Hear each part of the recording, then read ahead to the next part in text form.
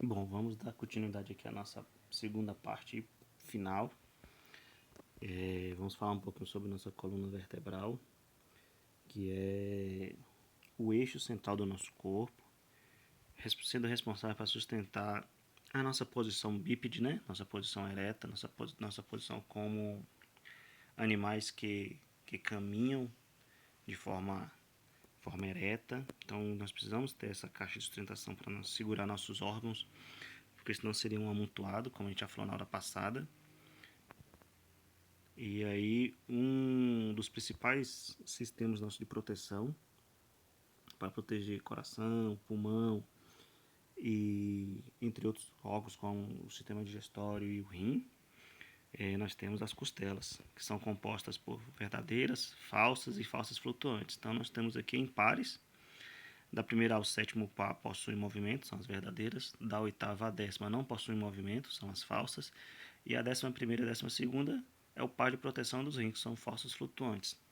E aí nós destacamos que a verdadeira, ela articula diretamente com o osso externo. Nós vamos verificar o osso externo logo à frente aqui. As falsas, ela articula de forma indireta com o externo. E as flutuantes, elas não se articulam com o externo de forma nenhuma. Então, elas não têm essa ligação com esse osso externo. O osso externo que eu destaquei aqui no slide anterior é esse osso que está na coloração esverdeada. Então, é um osso central. Dá para a gente ver aqui pelas cores rosadas que as primeiras, que são as verdadeiras, elas têm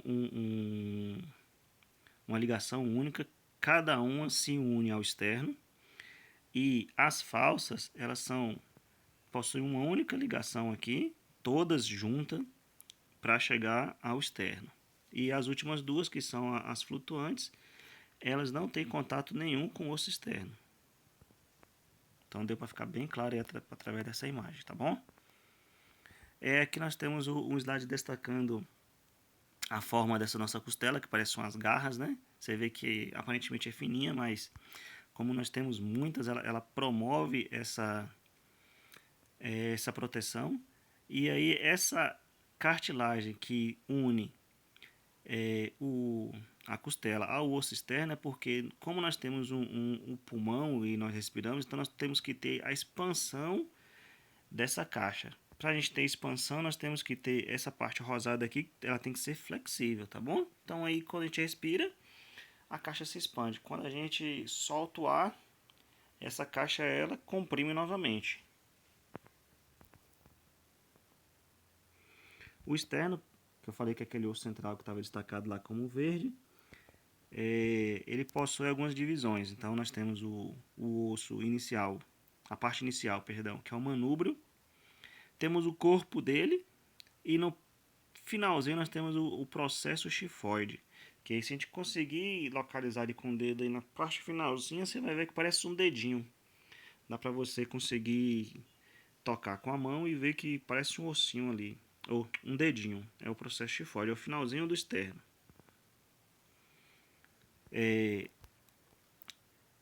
Agora nós vamos falar um pouquinho sobre a coluna vertebral. E ela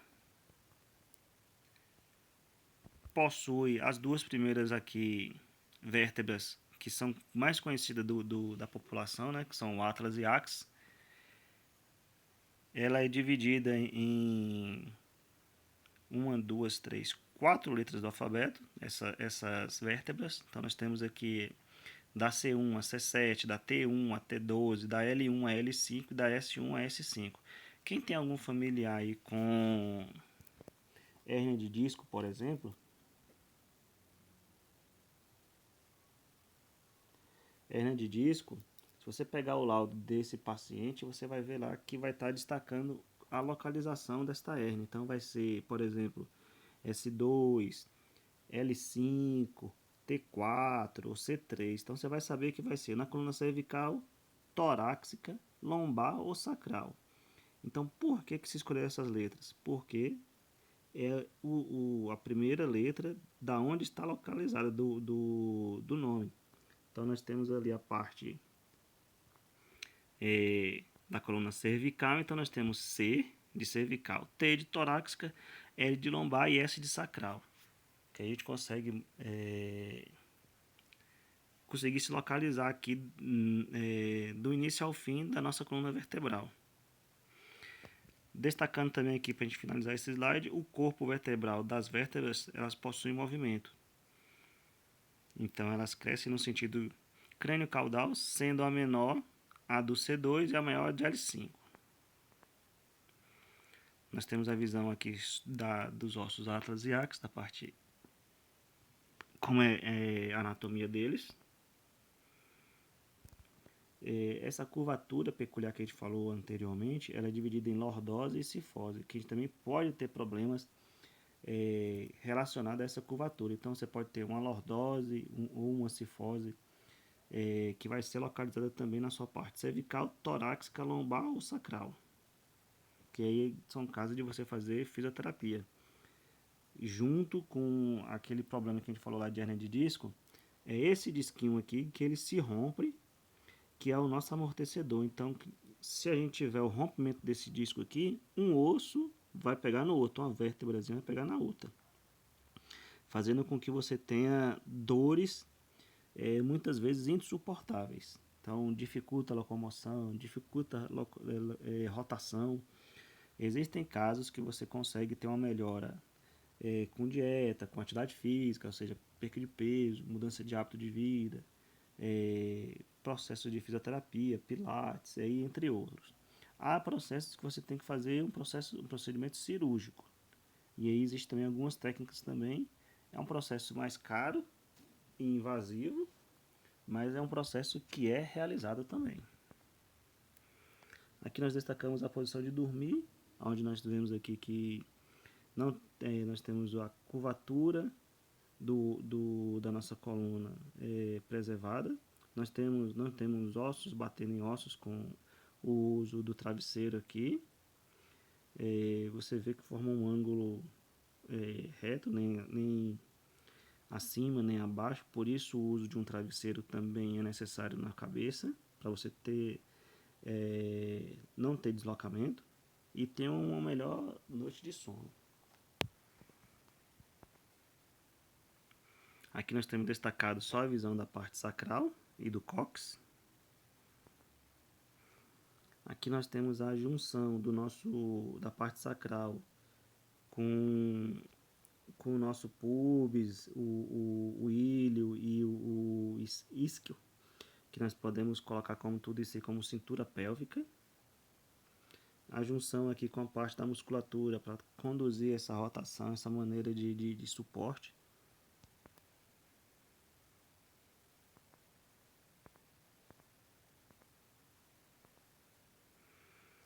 Passando aqui para a parte superior, nós temos os ossos do membro superior. Nós temos a escápula, que é aquela orelha de elefante, no primeiro segmento. No segundo segmento, nós temos o braço, através do húmero.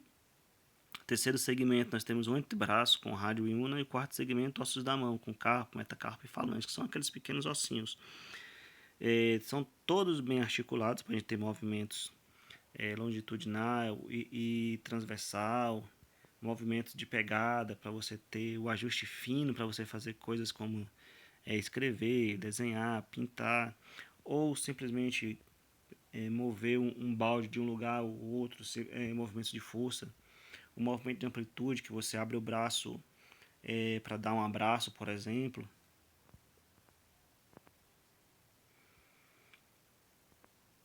Aqui nós destacamos aqui como é um osso se junta ao outro aqui com pequenas articulações. Então, para a gente mover um dedinho, o pulso, mover o cotovelo. A clavícula ela também tem um papel fundamental nesse processo de sustentação e deslocamento do braço. A escápula, que eu falei anteriormente como orelha de elefante, ela também dá uma sustentação para ter essa amplitude, esse movimento, você ter a condição de força também. Então ela promove essa sustentação para você ter uma condição de conseguir carregar objetos, por exemplo, mas por um tempo maior, porque aqui a carga de energia ela vai se dissipando por esse osso porque ele é mais extenso. Na parte posterior, o húmero, que é um osso grande do nosso braço. Você vê que a gente consegue ver que a cabeça do húmero ele é articulado, para a gente promover movimentação em várias angulações do nosso braço. O cotovelo, a gente consegue ver como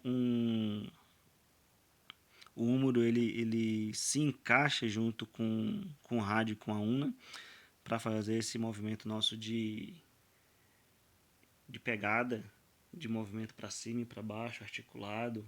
Então, a gente consegue ver que a gente consegue mexer muito o braço para um lado para o outro por causa dessas articulações nossas, desse quebra-cabeça que é montado. A visão lateral, a visão em 90 graus, que a gente consegue fazer também todos esses movimentos, fazer um ângulo reto, fazer um ângulo de 90, tudo isso pela junção desses nossos quebra-cabeça, podendo dizer assim. A una e o rádio.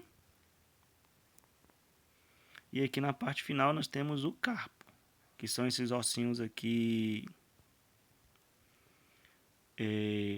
meio que a gente fala sem forma. Lembra da primeira aula? A gente fala dos ossinhos sem forma, são esses carpos. O esqueleto da mão, nós temos aqui o corpo articulado do punho, que a gente consegue movimentar ele também, fazer um ajuste fino. Os ossos do metacarpo e falanges, que são os ossinhos dos dedos, que compõem os dedos da mão. E aqui nós temos destacado aqui os carpos, que são aqueles ossinhos que eu falei para vocês sem formas, os metacarpos, falanges proximais, mediais e distais. Então, assim, distais se remete a distante de um ponto. Proximais se refere mais próximo daquele ponto. As médias, porque não estão tão distantes, também não estão tão próximas, tá bom? Membros inferiores, aqui nós temos o quadril, que a gente falou lá atrás, lembra? O ilho, o isquio e o pubis. Aqui nós temos uma visão dela que a gente pode falar assim em 3D. O nosso quadril, eu sempre brinco com os meus alunos que dá pra gente conseguir achar o Mickey Mouse nessa imagem aqui. Quero ver qual aluno vai conseguir achar o Mickey. E aí, se conseguir destacar pra gente no grupo lá depois, vai ser interessante. O primeiro aluno que mandar no grupo lá vai ganhar um ponto extra. Pode pegar a imagem e fazer o desenho por cima, destacando assim onde é que você consegue achar o Mickey aqui, tá bom? O fêmur, que é um osso também grande, né? Para dar uma sustentação, é a movimentação nossa das pernas. Promove também a sustentação do corpo, então tem que ser um osso grande, forte, para que a gente consiga fazer deslocamento e sustentação do nosso corpo.